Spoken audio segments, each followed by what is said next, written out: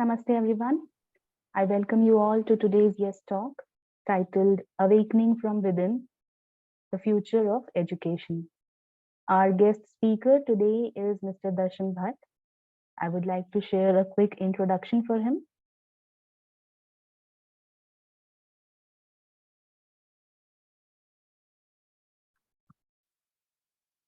Darshan is a seeker, entrepreneur, and facilitator, founder and director, Creatnet Education and Creatnet Learning and Leadership. Darshan's entrepreneurial journey started in early 20s. His inner quest to silence the mind led him to Swami Bhumanand Tirth. He studied Vedanta under his guidance. He then learned Vipassana practice, which is now integrated as daily practice. His further inquiry to integrate inner and outer life was guided by Sri Aurobindo. His own practice of reflection, contemplation in silence, and understanding of the context and systems, experimenting with facilitating learning in small groups, led to creation of meta frameworks that are currently enabling learning of principals, teachers, business leaders, and youth across the country. His work in developing leaders in business and education has been binary in integration of inner and outer at its core. The work has influenced and catalyzed leadership over more than 1,500 schools and over 100 businesses. We welcome you, Darshan sir. Thanks a lot for joining us today. And we look forward to hearing your comments on this very significant subject. Over to you, sir. Thank you. Thank you, Arunima. Thank you, Dr. Bijlani. Very happy to be here. When Dr. Bijlani invited to be speaking in the beginning of the year, I felt it's a great privilege. And I'd like to begin this with, it's a small group. So firstly, I'd like to share that I see this talk as not my talk, but a space where we are able to interact and share with each other. So the advantage of a small group is that it allows for us to actually experientially practice, and it allows me to experientially share the work and what's emerged for me. What I have in mind is that we start with a minute's silence, and then I'll share not more than a 20-minute, I'll share for about 20 minutes. And depending on the state of what I feel, what I experience in my consciousness, I'll share a few questions and I'll enable a few questions. I'll open up the questions, not for you to ask me, but to ask yourself. Yeah. So this talk is going to be about enabling a reflection for you based on, since it is called a talk, so I will talk a little bit. I hope my talking is as little as possible, and your sharing is as much as possible, and then you discover the idea and the possibilities that are contained in the inquiry of today, or in the topic of today, which is awakening from within, the future of education. Yeah. So my intention would be to frame my talk only to set context and only to catalyze that inner state that allows us to do our reflections and sharing. With that aspiration, may I suggest that we'll be silent, close our eyes if we feel like, and just observe your breath, and just allow it to go in and go out. Just observe your breath. Be with your mind. If there are thoughts that come, let, let them come and let them go, just like your mind.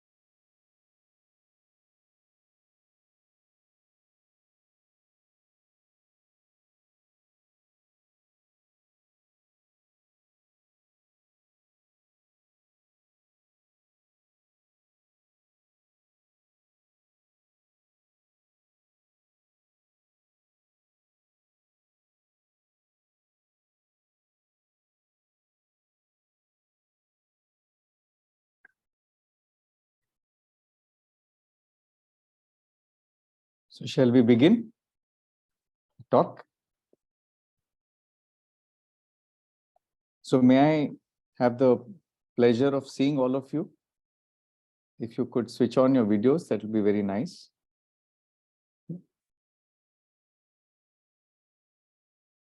Those of you who can.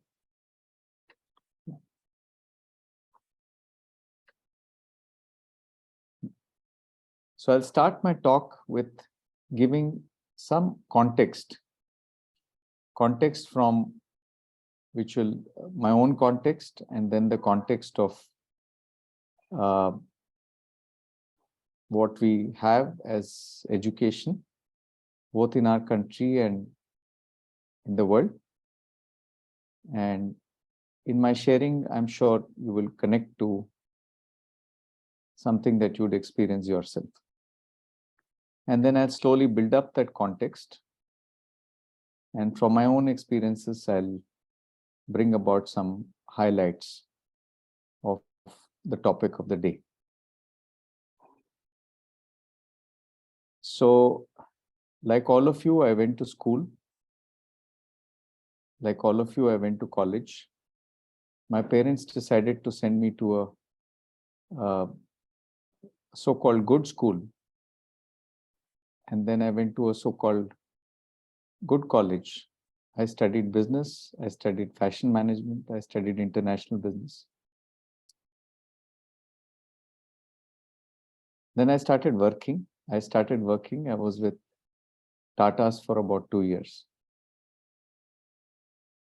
But through this journey, what I experienced of education was mostly studying for exams. And what was considered a success was getting good marks. And later, it was people around me were looking at learning for the sake of a career, a job, a certain amount of money, a livelihood, whatever you may call it.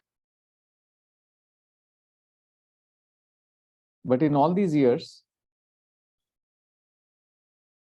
what I experienced was that the process of learning and education did not really include me as a person. I was not asked or rather, I did not ask myself, what is education? What am I learning? Who am I? It did not ask of me to observe my own mind, my own feelings. What the educational experience was really content about subjects, content which was fairly fragmented. At an early stage, it would be maybe some language, some mathematics. At a later stage, it would be social sciences, humanities, and some advanced studies. And later, I studied fashion. I studied business. So underlying that also, there were various specializations or disciplines. But very early in life, very quickly, I was supposed to be doing well. But I found this extreme discontent in the very inner being of mine. I was not seeing the purpose of the whole thing. So as long as I can remember, I was seeking to find out what is this all about.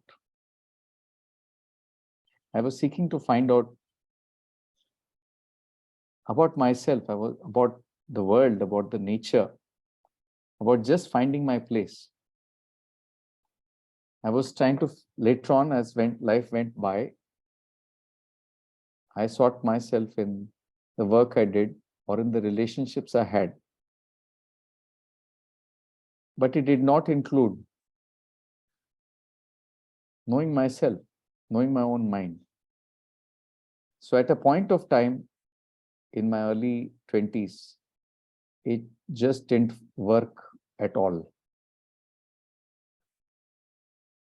And I realized that if I don't deal with it, then there is no purpose in life. And then my quest for what I would call as true education probably began. Maybe it began earlier, but that is when I became conscious of it. So for the next few years, I was seeking to find relevant knowledge, relevant guidance. And that guidance came, maybe there were 2-3 sources, human sources. I was fortunate to come into contact with a realized master. His name is Swami Bhumanand Tirtha. So I heard him at a talk and I experienced that my mind became silent. So I went up to him and said that, my mind is going through this. So he laughed at me and said, your mind is going through something, but you're fine. That's the first time it hit me that I'm not my mind. And all the time that I had been spending on education was only about the mind. So that's when I started the practice of meditating, observing my mind, contemplating, reflecting. That was my first journey, an inner journey, an inner journey and an exploration of Vedanta. As time went along, I got married. I started enterprise. Before that, I was an entrepreneur. And what happened outside, the the fluctuations and what happens in your entrepreneurial journey happened. Whatever happened, the challenges, the opportunities, the joys, the failures, the successes, they happened. But for me, it was always that inner journey. It became an inner journey of how I'm perceiving it and what is happening in that journey. So this parallel track of an outer work and an outer manifestation and an inner track of the inner journey and an inner expansion continued to happen parallelly. And as time progressed, it became very clear to me that what is happening outside is essentially a perception of what is happening inside. It's a manifestation of what is happening inside. So along the line, as I went along, I became a parent. My daughter joined a beautiful school called Mirambika, which is founded on Sri Aurobindo's philosophy. So I had the privilege to be a parent in that institution. So that is the time that I got to experience education and the deeper meaning of education in a very experiential way. Equally, it was an education for me as it was for my daughter. It was a space of community. It was a space of trust. It was a space where each child was looked at and explored themselves individually, where the teachers were really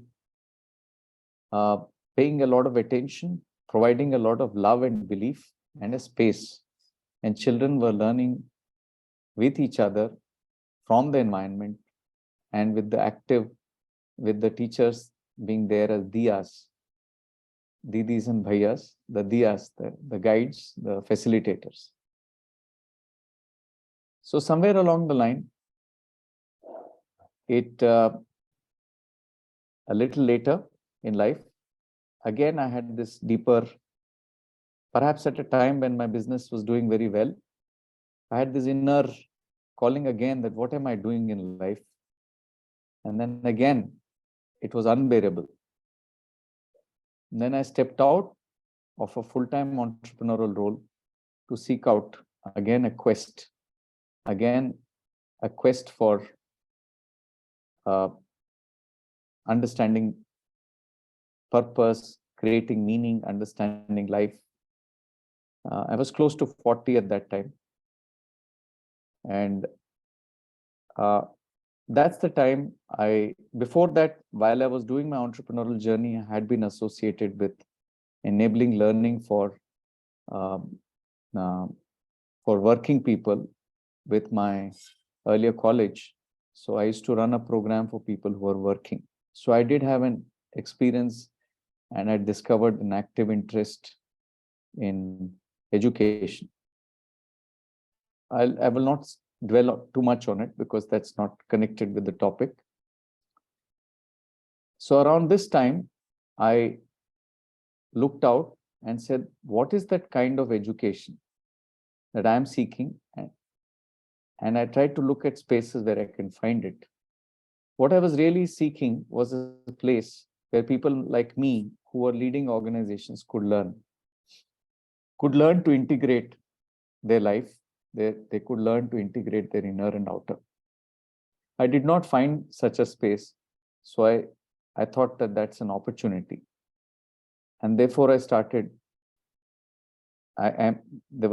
embarked on a journey which is still continuing. And it has been one of the most remarkable journeys.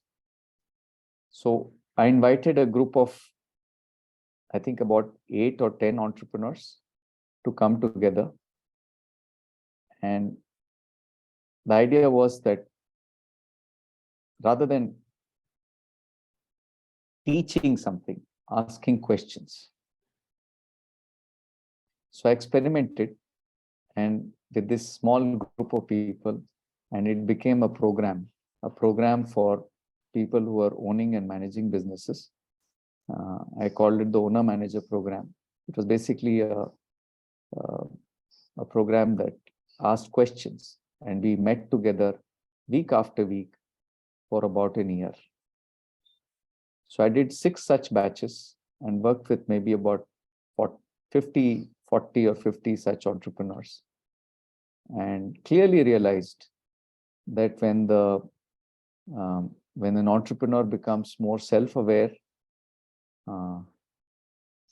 their leadership changes, the way they develop leadership changes, their organizations shift.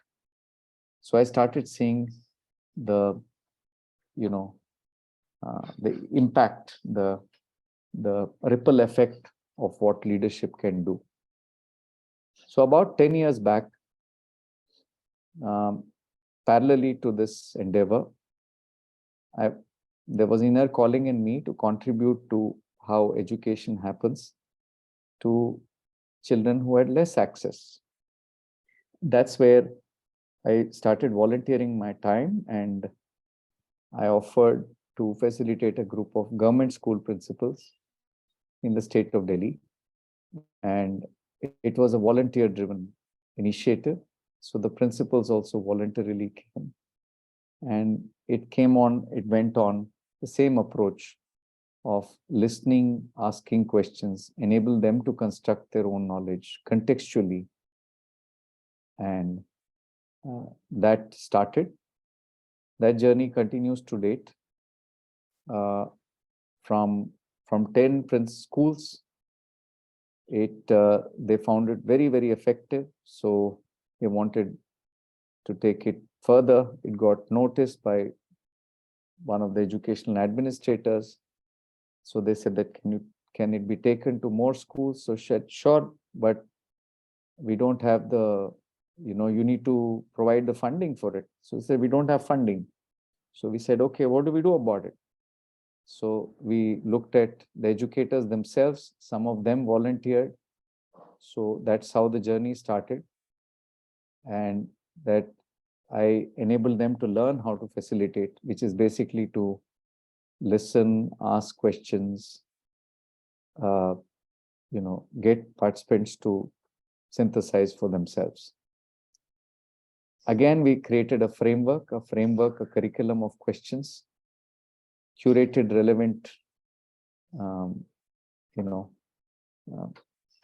relevant content on the side, and enable them to explore and contextualize for themselves. So the program now is in its 10th year. That initiative now is in its 10th year of existence.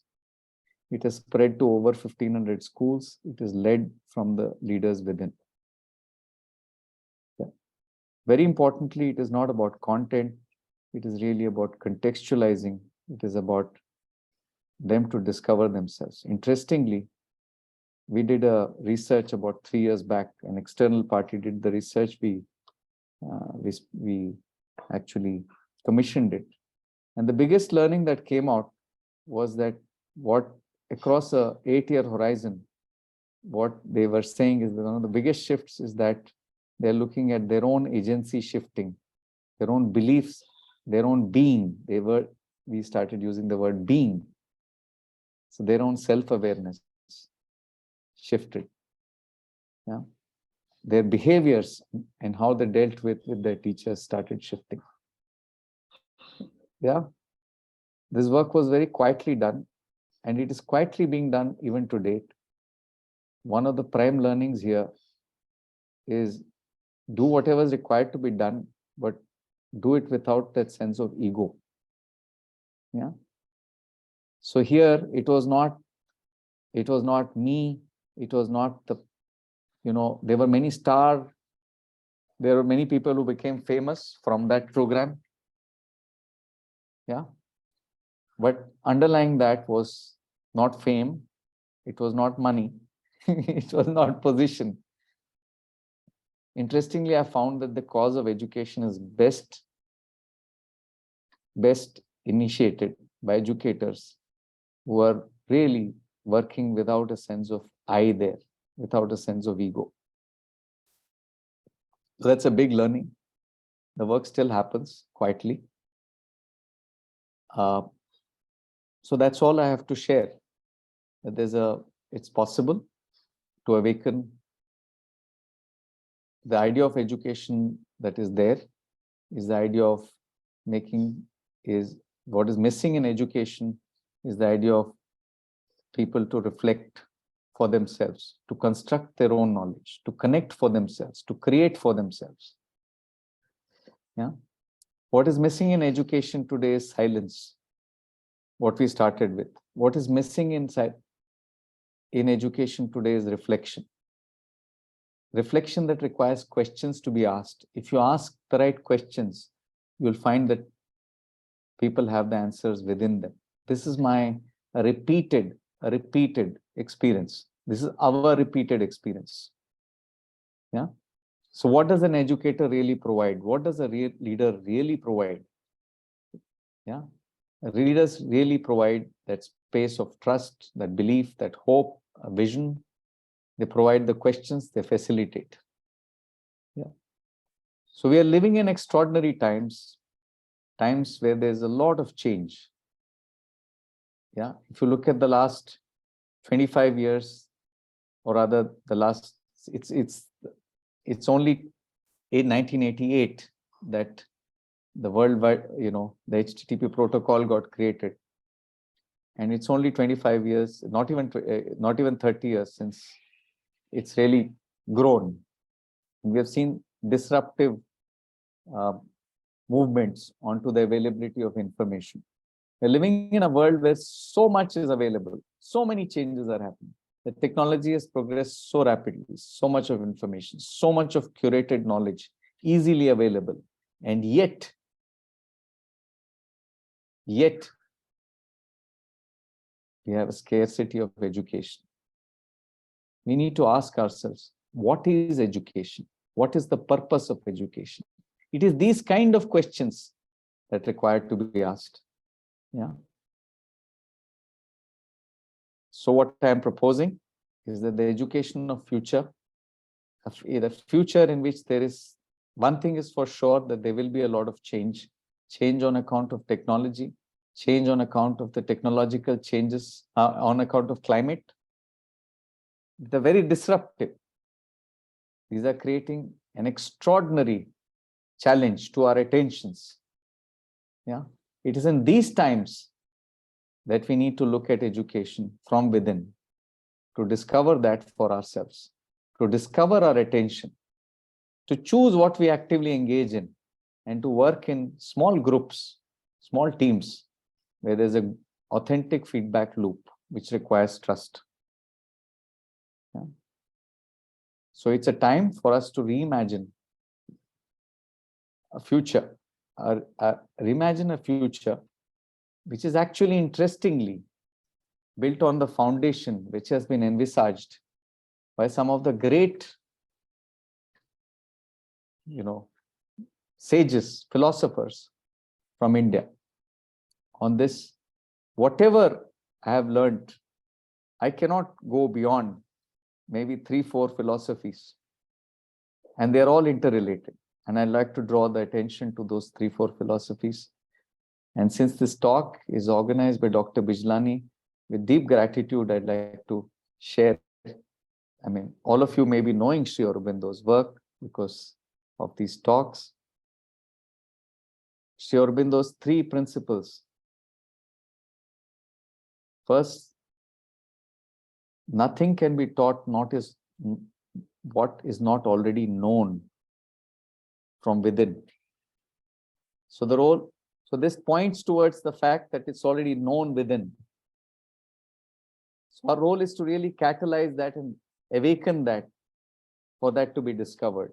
The second principle of Aurobindo was consult the mind in its own growth. So you're actually consulting the learner about what they're wanting to learn. Yeah. And how they want to learn that, and take it from near to far. You don't need to stuff content. You need to look at where the context is of the child, of the adult, of the whatever, and link it up to where it could reach. That's Sri Aurobindo. Let's look at Tagore. The ideas of Tagore are about, and these are living institutions, is about an education that looks at the human, the whole human, the individual. You look at the individual, again pointing to the same idea, that look at the whole individual. It looks at an education that is in nature, which is connected with nature. Yeah. It looks at an education which is idealistic, which is international, which is global. Ideas which are desperately required to be put into our education. We need an education that helps us discover our nature, which is aligned to nature. We need an education which helps us discover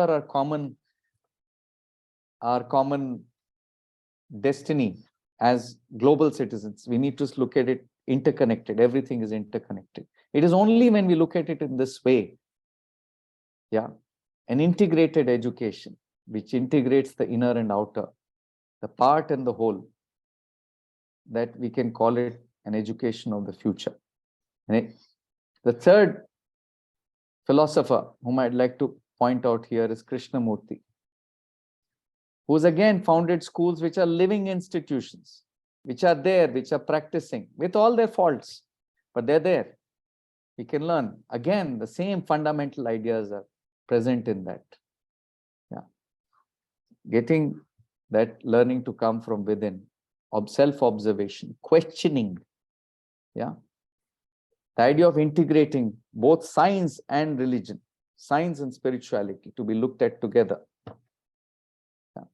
So along with all the objective education that we have, equally we need an education and attention to the subjective. And unless we look at the subjective and the objective together, we do not have a complete education, an integral education. And this word integral is again emanating from Sri Aurobindo. Deep gratitude. So with that, I'd like to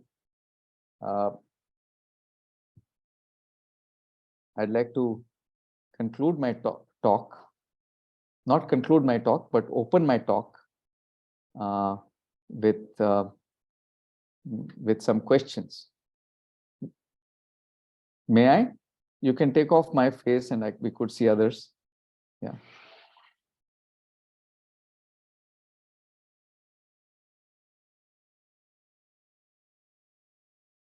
Can you please remove the spotlight? Yeah. Thank you.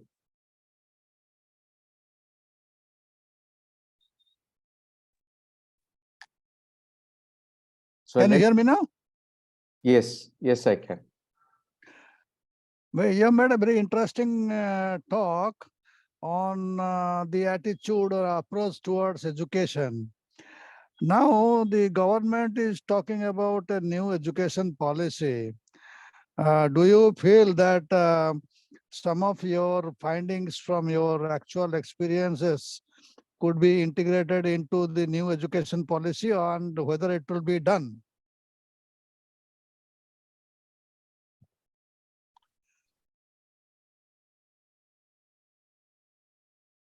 We could open the question to the group. How many of us are educators here?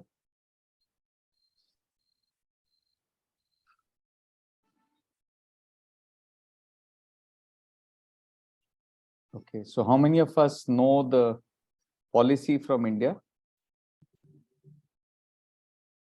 What is the policy, current policy?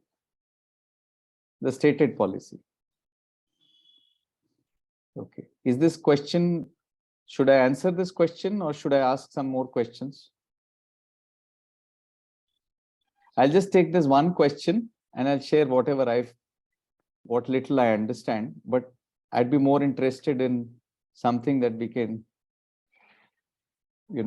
explore together, something that's very close, and the answer will automatically happen.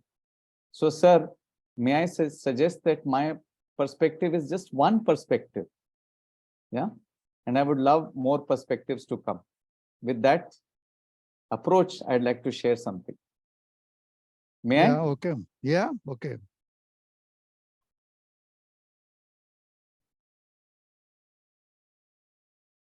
The challenge is not of policy, but of practice.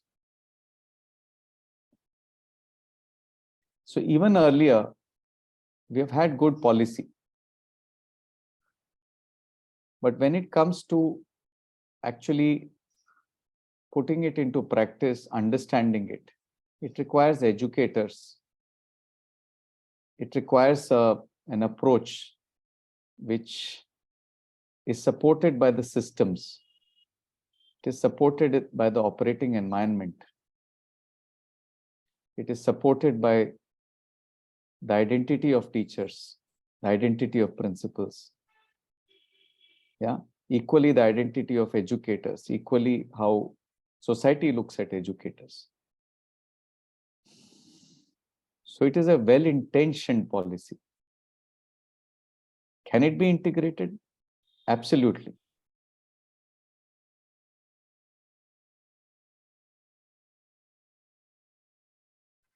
What I'm pointing out is the responsibility, is the leadership that all of us have of putting these fundamental principles into practice. Yeah.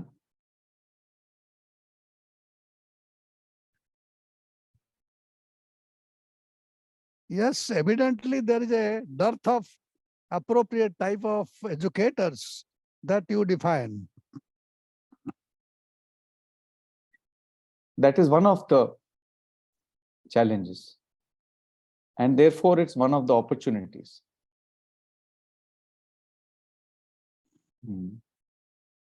So our work has been mainly with educators and leaders in education.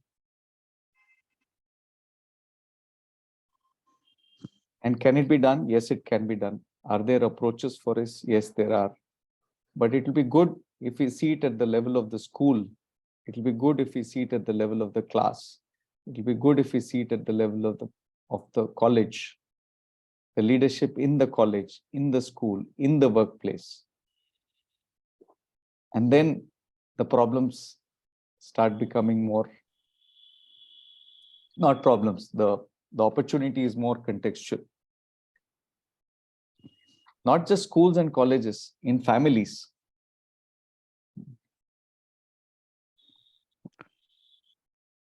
You were associated with the Delhi school, Integral School of Delhi, and I presume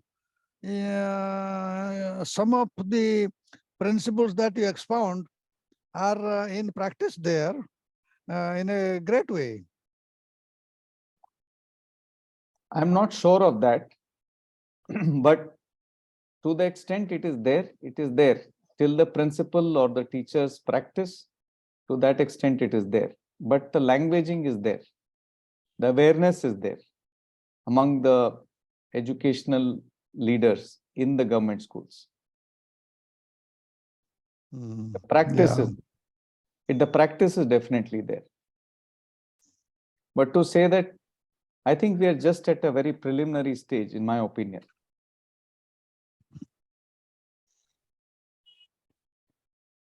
To the extent that the principals and the educators practice, to that extent it is there. To the extent they don't practice, to that extent it is not there. It's just like us.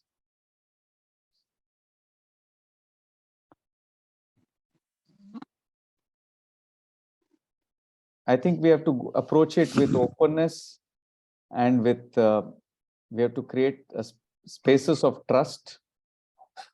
And that's what we have. There's a demonstration of that happening. But equally, I feel that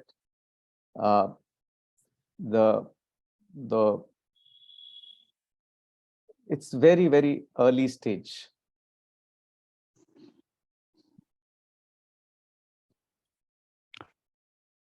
You may be aware that I'm speaking from Odisha, Okay. Bhubaneswar.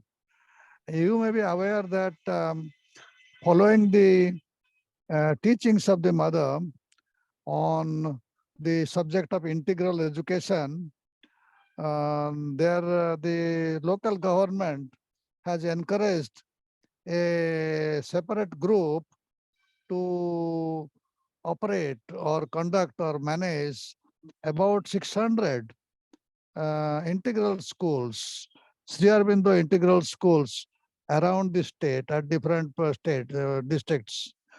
And And the organization also looks after the retraining of the teachers from time to time through camps to alert them to the principles of the integral education and their practice. And in a small way, this experiment is going on in Odisha for about 600 schools, all at the plus 10 schools level. And the time will only show how successfully we are embarking on this journey. The integral education is not a simple journey. It's a difficult journey, constituting all the 5 elements of the personality and putting them into practice in the heads and the hearts of the students and the educators is not a simple matter, but the experiment is going on by the blessing Wonderful. of the mother. Wonderful. Very happy to hear that. I'd be happy to share our learnings and the approaches we have taken. We could connect up later as well. Yeah, that's a good idea. Thank you very much. I'd be happy to contribute. Yeah.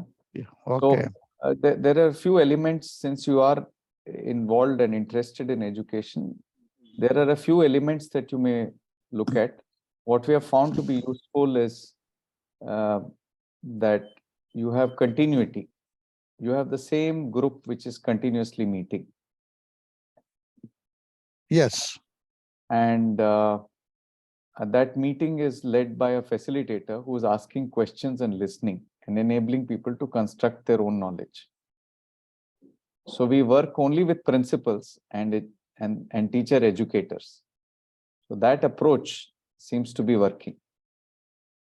So if the conditions are right, like what you're saying in Orissa, where the policy is also supporting something like this, then maybe there's an opportunity to look at methods and systems and look a little more in a more integrative way. Yeah, if I can have your email, I can connect you to the organizers of this activity in Odisha. Sure. Thank you. Yeah, thank you.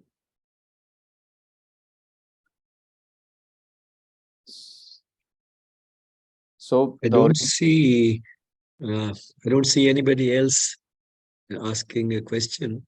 My throat is not in a good shape, but still I'll think I can make myself heard.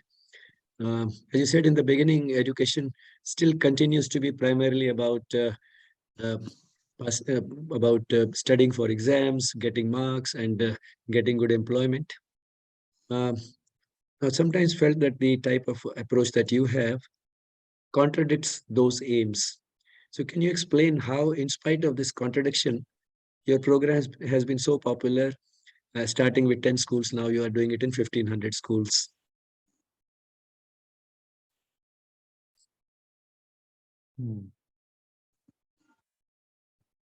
I would perhaps be giving an answer for which my mind may be giving.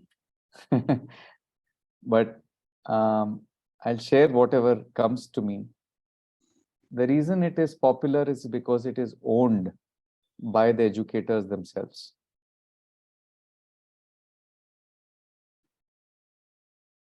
Because they see value in it. Because they are leading it. So it is not my program, it is their program.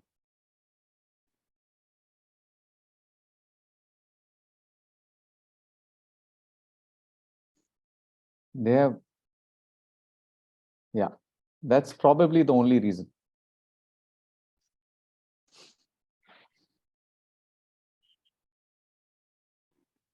So I would say that there's a certain awakening from within for that to happen among the educators.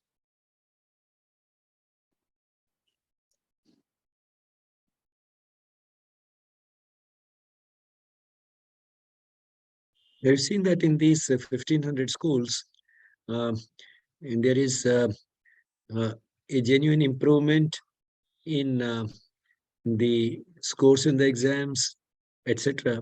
And along with that, if that is not happening, is something more valuable that is happening. Like this inner awakening that you're talking about, the person being guided by his inner voice, the psychic being, and as a result, they turn out to be better human beings and happier human beings.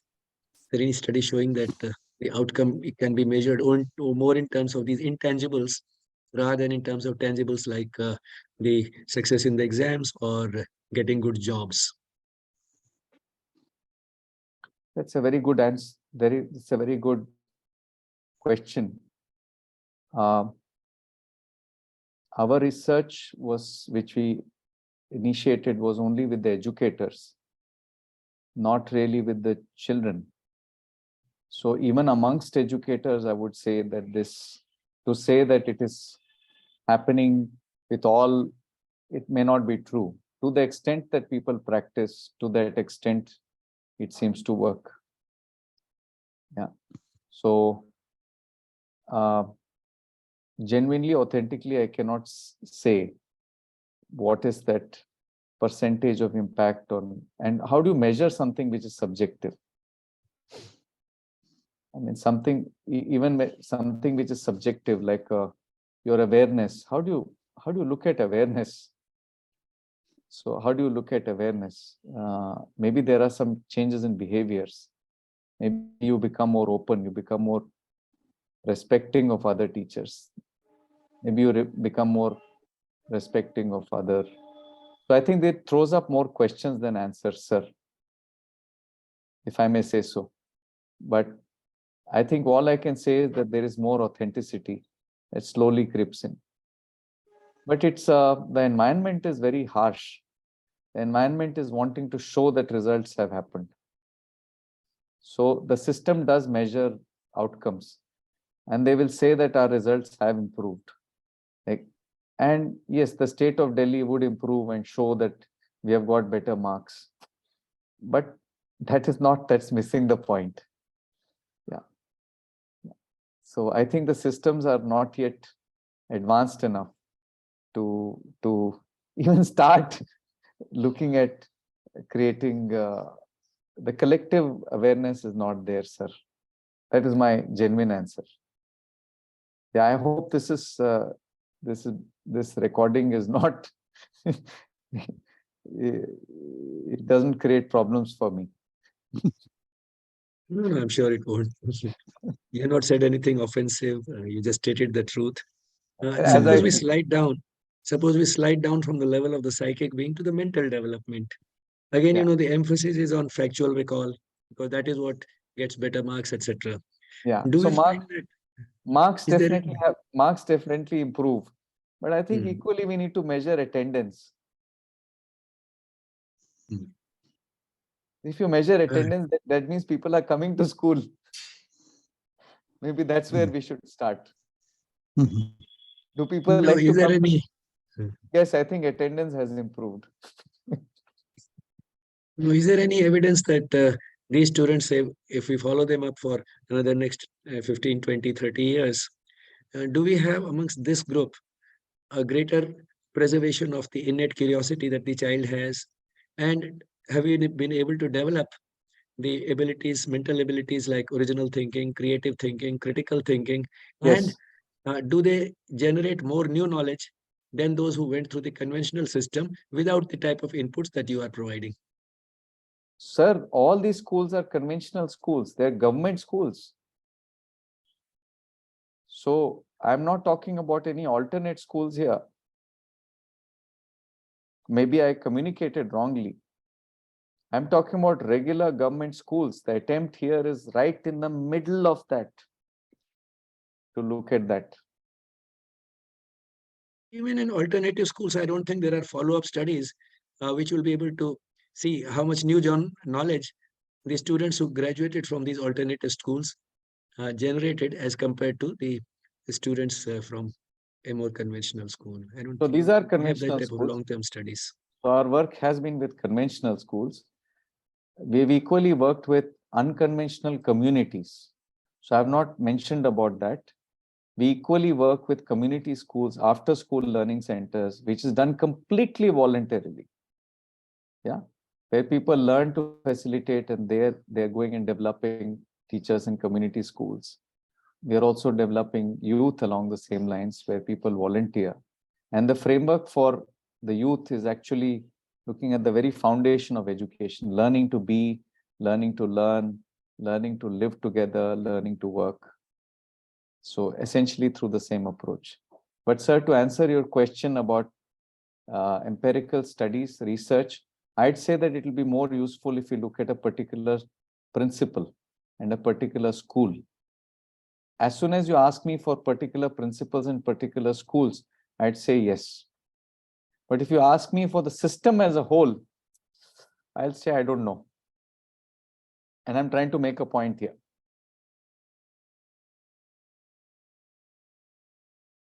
The point here is the individual, the leadership, the community, that authenticity. That's what makes the difference, along with a conducive system. So if we just look at the system dimension, that is not sufficient. If we just look at it as a process, just as a structure, just as a curriculum, it is not sufficient. We have to look at leadership, we have to look at culture, we have to look at that whole practices that happen by the individual, by within the school, the collective, the teachers. And in that, I can say with extraordinary confidence that if an individual practices, a group practices, then automatically those spaces become spaces of deeper learning. I'm not a great one for research because research cannot be done on the things which matter the most, as you said, on the subjective outcomes, which cannot be easily measured. But all the same, in today's world, you can convince more people if there is research that validates the program. So that's the reason I was asking all this. And certainly, I mean, even if it's the vital and mental development of the emotional and the intellectual part of the being, even if it is that which is done in a better way, chances are that the psychic development to some extent would happen. And also, uh, every student is not going to generate new knowledge as a scientist, but at least they'll find learning to be fun.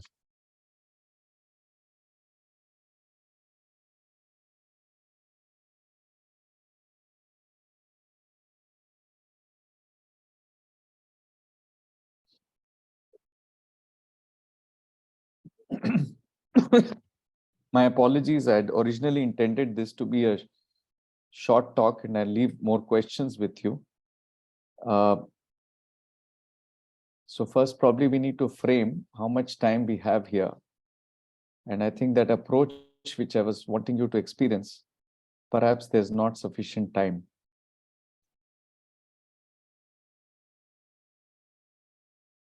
So any of you have anyone else who would like to share their observation or share questions? So you were speaking something, Dr. Bijlani. You need to unmute yourself. No, I just said that you can extend the session if you like to make the audience reflect even after the session is over.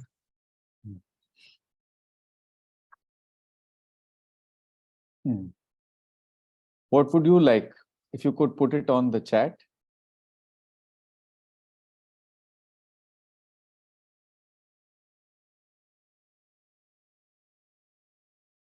My question is, what have you connected with from this talk?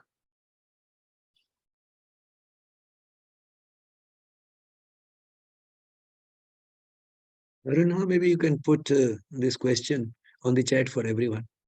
Yeah.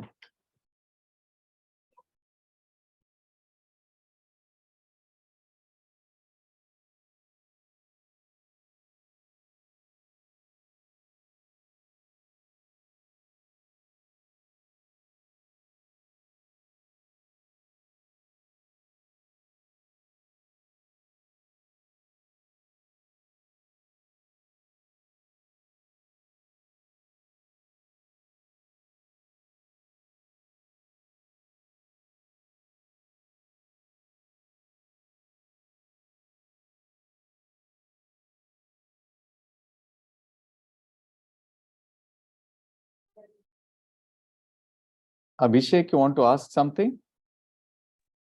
I mean, these questions are for like we have to think, or we can ask something to you right now. Ideally for you to think. Okay. No, I was thinking something with the purpose of education itself.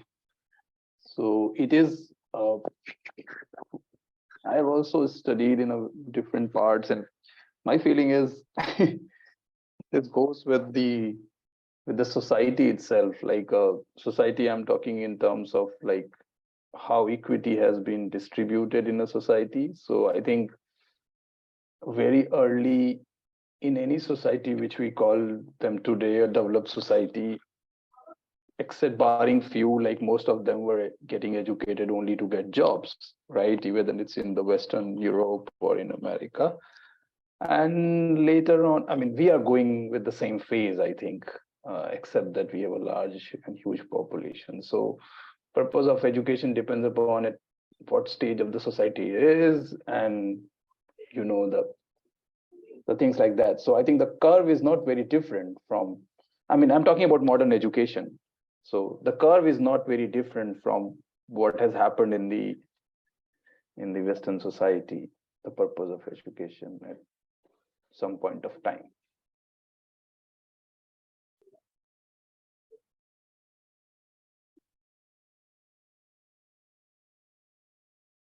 So similarly, if imagine that this question is answered by everyone in this group, everyone writes their answers, then we'll have so many different perspectives.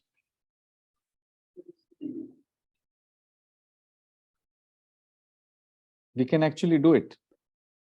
If all of you share your, what do you think is the purpose of education? Just this one question, and all of you share your response. That's what our method is all about. Asking questions and Just listening. last thing, if I can just conclude, yeah, it has changed from the point when I started and listening to you. I think when you started your schools and things, the purpose for you for education has changed over a period of time. So I think for me, and I talked to a lot of people, and I think it changed from my class 12s to graduations and the way I moved. And the moment I became like financially little stable, for me, the purpose of education got changed entirely. So I think it has changed over a period. I mean, it has evolved along with me, I think. So if we could get others to also quickly share what they think is the purpose of education. Just one question.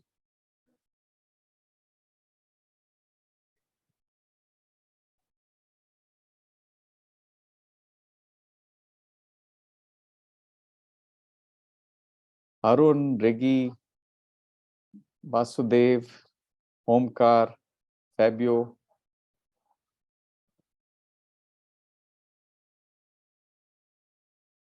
Reggie, I'm sure you have something to say.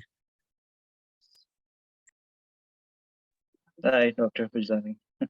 Hi, Darshan. Hi, Regi. Hi. No, I mean, I've been pondering over this for quite some time now, been a few years. But yeah, I was also deprived of an education where self-discovery wasn't given importance, and the other parts of the being the mind, vital, physical, was given total importance, and somewhere the psychic was just completely ignored. And I wish that part was given equal importance so that it could grow simultaneously with the other parts.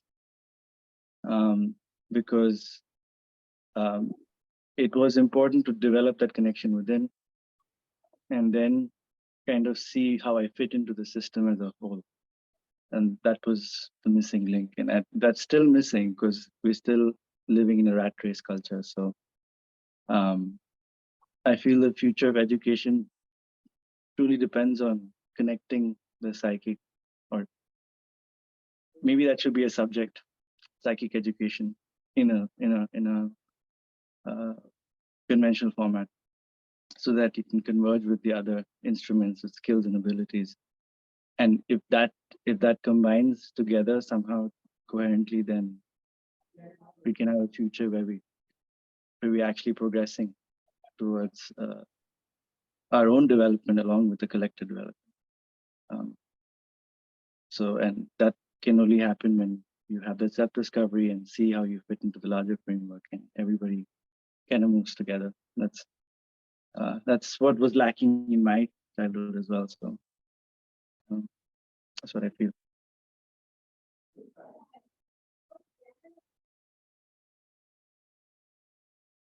Mr. Sengupta, would you like to share?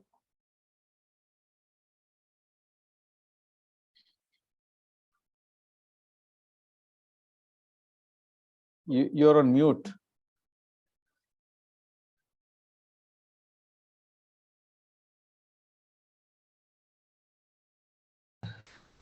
Basically, I am from Calcutta, but my working place was in Madhya Pradesh in Bhopal. And I do, I mean, I can claim that I had a education in a very good school in Calcutta. And also I had the privilege of having a very prestigious pass out from a prestigious institution. But right from my life, I mean, I also was in contact with Sri Aurobindo Ashram from a very early age of my life.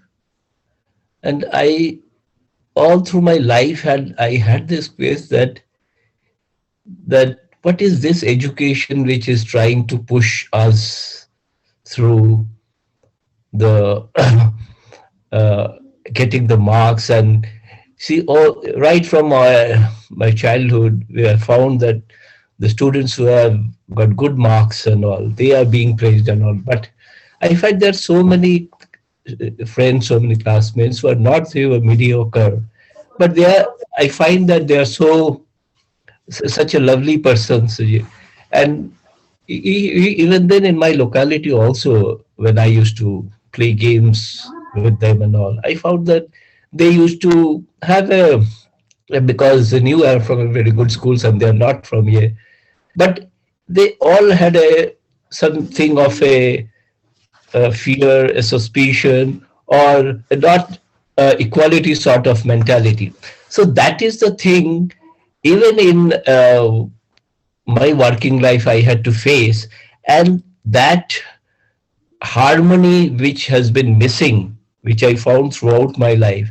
And it's that in society that we are having such a disharmony, which I believe is the very basis of the problem which has come up. And at this age, I really found that the education, the practicing what you have mentioned, that practice, even though the theory to some extent is there, but practicing is really absent. And that is where that lot of work has to be done by the educators, the parents, even the parents also. I do find that they are also after that getting marks. And even now, I have a hobby of tutoring students during my early career, and now also I'm trying to do it. But the thing is, the problem remains there only. Thank you.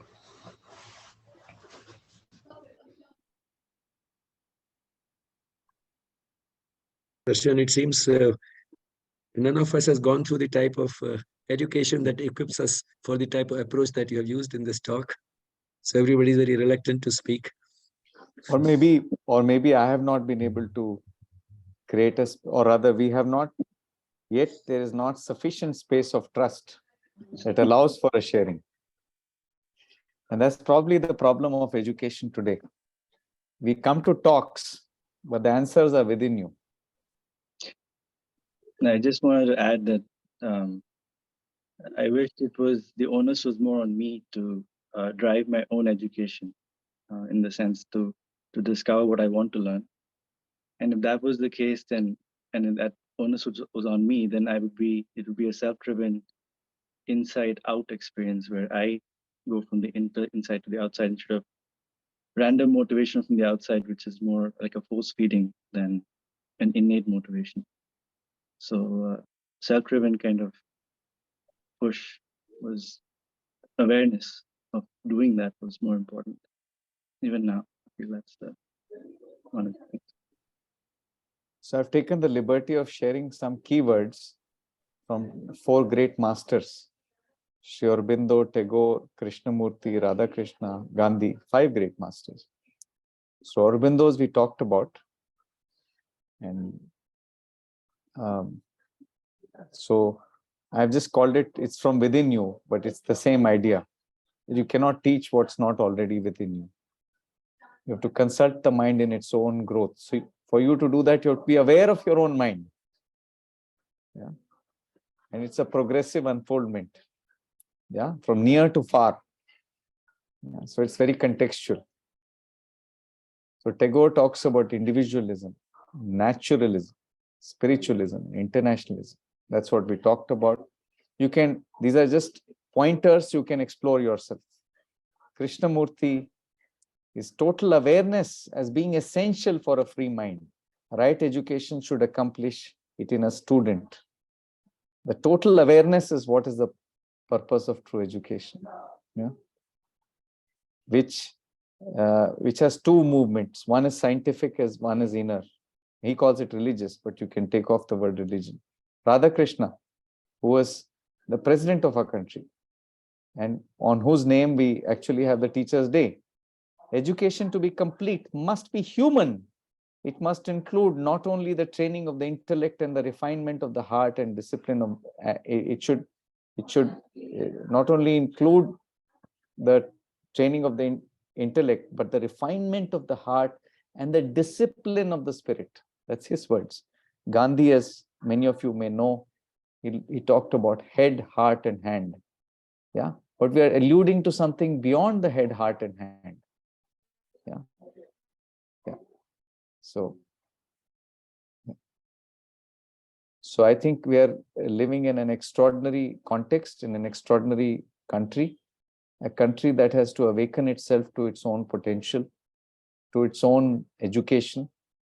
Yeah, an education that actuates the aspirations that have been held by the philosophers, the mystics, the spiritual giants of contemporary India, I would call it, which build on the foundations of this extraordinary land. And I feel it's not just India, it's the world. Very, very similar. I'm in the last year, in the last 2-3 years, I have been also collaborating a lot with friends from Finland and from the US. And universally, I find that these ideas are valid. And in fact, my friend Mika is here. You can wave, Mika. Yeah. And he came, visited the Mirambika school, and he said, hey, this is like a good Finnish school. So is it really these are universal principles. So I think there's something extraordinary out here that we are. And as we go forward into the next 25 years, 50 years, I think we should all work together and unfold this, a space of lifelong learning, that it's not restricted to schools, colleges, but it is lifelong. It's a lifelong unfolding, where an education that is integrating the inner and outer, the part and the whole. Thank you. Thank you for providing the space in which this sharing could happen, providing the listening. And look forward to this leading to something else and you discovering your own leadership in that. Thank you. Thank you, Darshan, for a very enlightening and an unconventional type of a session. And I'm sure there'll be a lot that you left for all of us to reflect upon. And although the number of participants was small, many more will benefit from it when it is posted on YouTube. Thank you again. And we hope to have you again in the near future. Thank you. Arunima, you want to say anything? Yeah, thank you, sir. Thanks a lot for the insightful comments and the wonderful session. And I thank everyone for joining today. And we can close the session as we began with a moment of peaceful silence. Namaste.